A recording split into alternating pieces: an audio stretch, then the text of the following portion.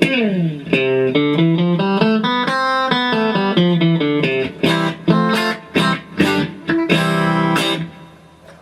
to the Summary of Knowledge and Skills for Guitar Fundamentals 2, Chapter 1.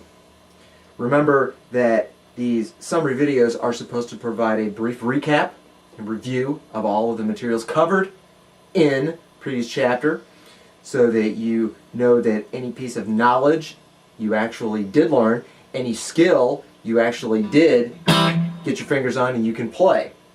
You should use this and any one of the summary videos as a recap and a little test for yourself to make sure that you're knowledgeable and competent at the information and the skills presented in the chapter, so that you're ready to move on to the next chapter.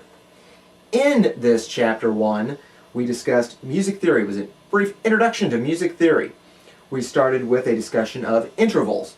What is an interval? So for example, in this case, you should be able to reel right off. You should be able to say, what is an interval? It's the basic unit of measurement in music. And how do we measure intervals? Well, they're measured by the distance from one note to the next note.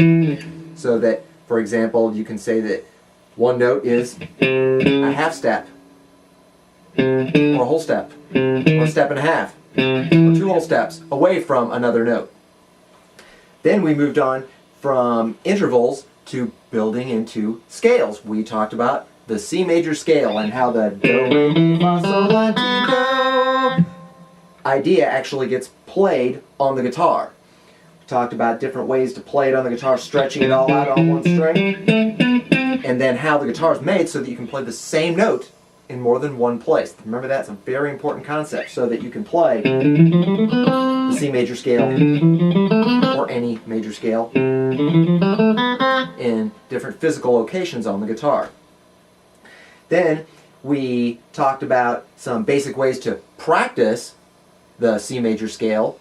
We learned some basic picking techniques, some downstroke ideas, some upstroke ideas, some alternate picking ideas where you combine downstrokes and upstrokes one after the other. We also introduced the A minor scale, so that you have a minor scale now to play, and how to play that in various locations.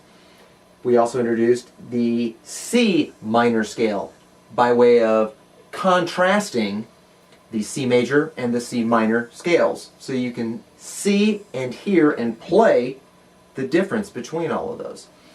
So, if you've got a good grasp on what intervals are, if you understand what the C major scale is and how and where to play it on the guitar, if you understand the A minor and the C minor scales, if you have a good grasp on the various picking techniques that we use and can play those scale exercises up to speed along with the videos and the lessons, good for you. It's time to move on to the next chapter.